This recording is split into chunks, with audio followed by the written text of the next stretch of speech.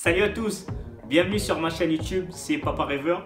Dans cette courte vidéo, j'aimerais revenir sur ce que je vous avais dit la dernière fois au sujet de la motivation et j'aimerais rajouter quelque chose à ce sujet. La dernière fois, je vous avais dit que la motivation à elle seule ne vous permettrait pas de réussir, que vous devez avoir un pourquoi plus grand que votre propre personne, que vous devez avoir un pourquoi plus grand que vos excuses, parce que dans les moments difficiles, c'est ce qui vous permettrait de tenir. Le pourquoi vous permettra de faire face aux difficultés et de continuer d'aller d'avant.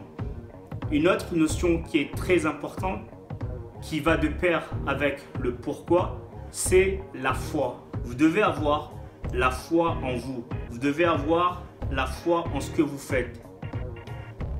Vous devez croire en ce que vous faites, vous devez croire en vous.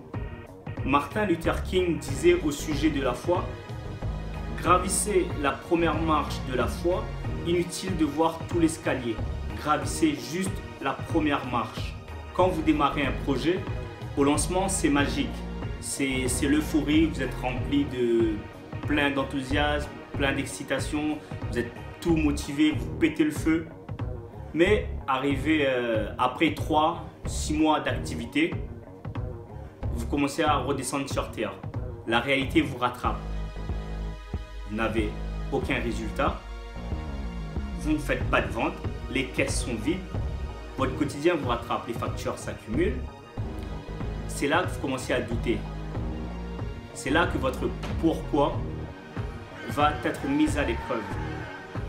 Du coup, cette motivation du début et l'excitation du début, c'est du pipi de chat. Parce que c'est facile d'être excité, c'est facile d'être enthousiaste quand l'environnement le permet, quand l'environnement est propice. Dans un stade de foot, quand vous suivez un match dans un stade, c'est facile de crier, de sauter de joie, de hurler de partout quand votre équipe marque un but. D'accord? C'est facile d'être dans l'euphorie. Mais essayez de faire la même chose quand votre équipe est menée au score 4-0. Essayez d'exprimer votre enthousiasme et votre excitation à ce moment-là. C'est plus compliqué. C'est là que la foi rentre en jeu. Vous savez pourquoi certaines équipes arrivent à faire des remontadas?